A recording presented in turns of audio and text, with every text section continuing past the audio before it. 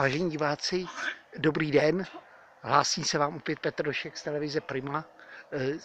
Dostavili jsme se opět do lesa, aby jsme se podívali po 10 dnech, jak se daří panu Bohumilu Škopkovi.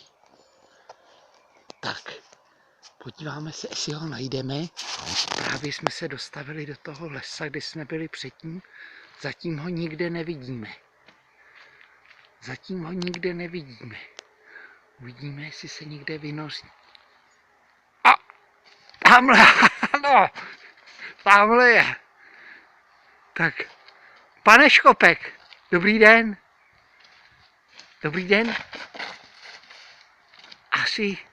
Asi se nám nějak přežral šišek, necítí se nějak ve své kůži. Dobrý den, pane Škopek, byste mě minule napadl, já jsem vám to odpustil a chci se zeptat, jak se vám daří po těch 10 dnech. Chtěl jsem vás pozvat do toho McDonaldu, jak jsem vám slíbil. Dobrý den. Dobrý den. Co je? Co chcete? Chtěl jsem se zeptat, co se změnilo za těch 10 dní, co jsme se neviděli. No tak jídlo je furt stejný, že jo?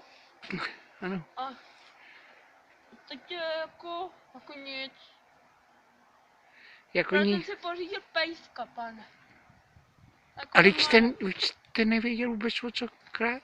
A neživíte se těmi šiškami, který dělá ten pejsek? Jenom pejskami. Jenom pejskem se živíte? Takže už ho nemáte, pravděpodobně. Ano. Já jsem rád. A vy jste ho snědl? Na paprice. A vy víte, co je paprika? To je takový to šiška. Že? No, tak. Dobře, pane Škopek. Já jsem vás přišel pozvat... Nebydlím v baráci. Já jsem vás přišel, to víme. Já jsem vás přišel pozvat do města, abyste se podíval i taky mimo les. Co s tím? Mohu vás vzít sebou do auta? Podejte mi ruku. Pane Škopek. Nebojte se, to je živé maso. To je... Pro televizi Prima Petr Došek.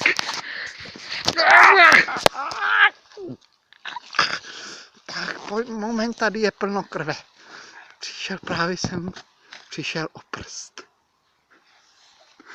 Tak, naschledanou.